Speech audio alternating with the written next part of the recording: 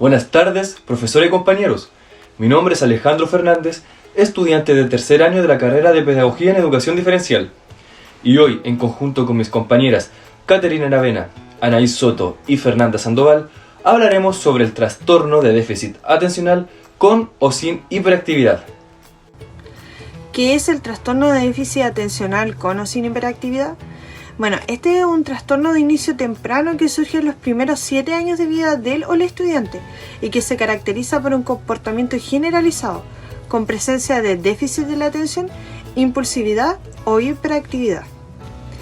Este es de carácter transitorio. Bueno, esto se refiere a los problemas de aprendizaje que presenta el estudiante en algún periodo de su proceso escolar. Se denomina transitorio principalmente por su temporalidad en los apoyos humanos y o materiales que éste requiera para su acompañamiento. ¿Dónde se puede evidenciar?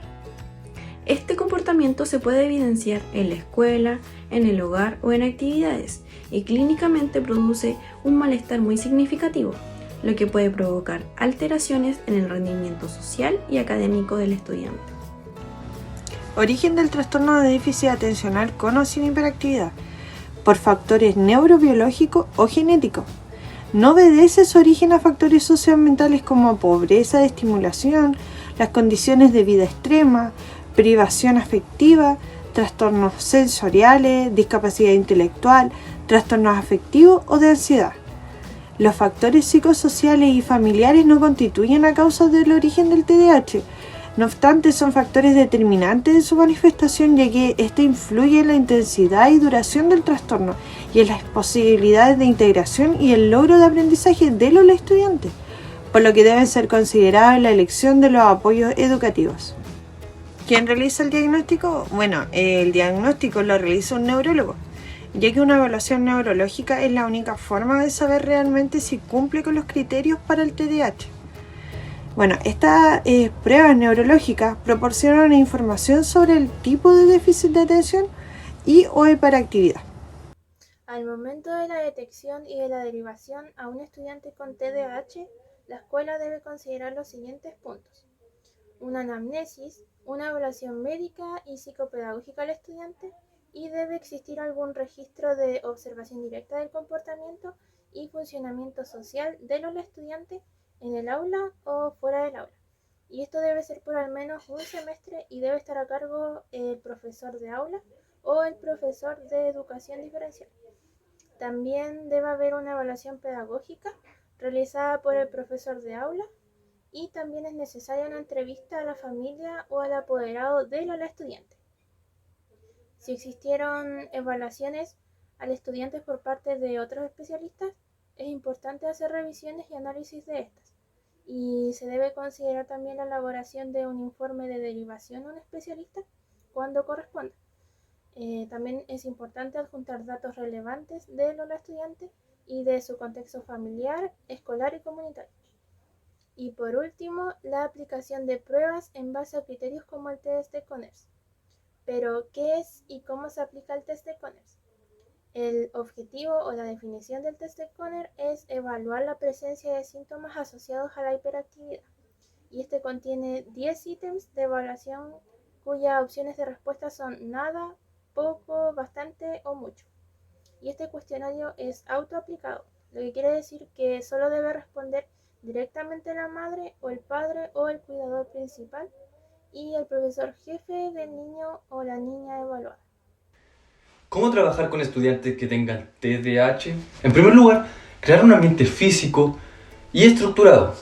En ella se deben trabajar las normas, que deben ser claras, sencillas y consensuadas con el resto del equipo docente para luego colocarlas en un lugar visible. También se debe establecer una rutina diaria en el funcionamiento del aula, y si éste tiene cambios, el docente debe anticipar dichos cambios de rutina. Así poder colocar en un lugar visible el horario semanal de clases para que éste sea visto por todo el alumnado. En segundo lugar, está organizar las tareas a realizar y los materiales a utilizar. Es muy importante que el docente, al utilizar medios técnicos como videos, ordenadores, etc., para que así pueda favorecer la atención del estudiante. Ahora, con relación a las tareas escolares, se debe entender y dar cuenta que deben ser cortas, estructuradas y motivadoras, y mejor que sean pocas, variadas y supervisadas. Además, se debe enseñar al estudiante a utilizar listas de secuenciación de las tareas que le guíen a la realización de las actividades. Pueden ser con imágenes o con algún texto. Además de poder preparar y organizar el material necesario para que la actividad antes y al final de la sesión, para que así el alumnado con TDAH vaya avanzando hacia un funcionamiento más autónomo, dando tiempo para que el alumno o alumna organice el material que va a necesitar. Asegurarse de que ha entendido la tarea para poder captar la atención del estudiante con TDAH antes de dar la explicación al grupo. Esto será de gran ayuda para que el estudiante encuentre llamativa la actividad a realizar. Luego, en cada actividad es necesario ir repitiendo los mensajes, utilizando otras palabras, gestos o un apoyo visual. En cuarto lugar está controlar el tiempo dedicado a las actividades. Acá se debe acordar con el estudiante de forma individual una señal que evite su distracción y les reconduzca en su tarea. Así fragmentar la actividad en partes cortas, supervisando el tiempo que dedica a cada una, para que posteriormente se vayan marcando los tiempos concretos que le dedicó a la realización de la tarea, dando así las instrucciones a medida que él vaya realizando los diferentes pasos, donde el docente vaya supervisando de forma discreta la realización de la actividad propuesta para que el estudiante no se sienta presionado. En quinto lugar está desarrollar periodos de concentración cada vez más largos. Así mantener un contacto visual frecuente con el alumnado.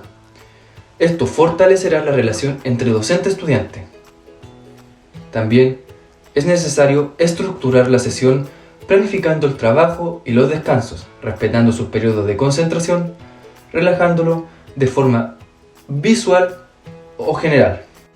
En sexto lugar está ayudar a planificar su vida escolar, para ir recordando al estudiante el horario y las actividades diarias, las fechas de entrega de alguna actividad a medida que deben ser entregadas.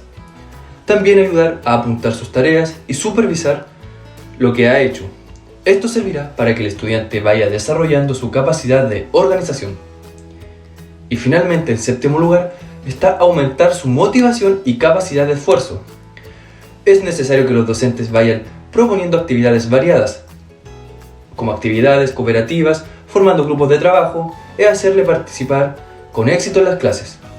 También se deben realizar comentarios positivos y refuerzos ante cualquier aproximación a la conducta deseada, en donde el docente rescate y destaque las conductas positivas del alumno o alumna, no etiquetando ni haciendo juicios de valor sobre la conducta inadecuada, considerando siempre que se debe enseñar la conducta adecuada que se debe sustituir a la inadecuada.